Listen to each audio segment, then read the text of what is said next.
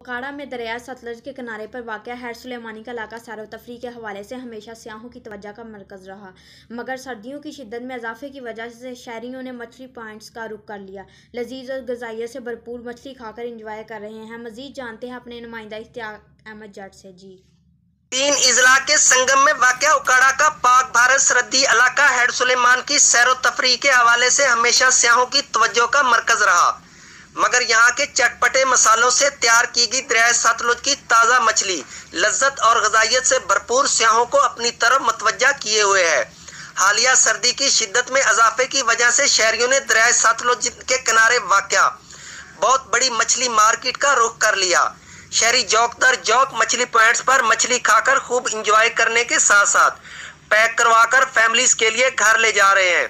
शहरियों का कहना है कि मछली विटामिन से भरपूर मौसम सरमा में सर्दी कम करने, जिस्म में दर्जा हरारत और एनर्जी बहाल कर रखने के लिए बहुत मुफीद है।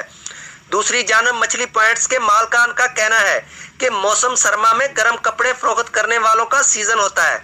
सर्द मौसम मछली का सीजन है जिसका हमें बेसब्री से इंतजार रहता है ताकि हम भी अपने बच्चों के लिए रोजी कमा लें।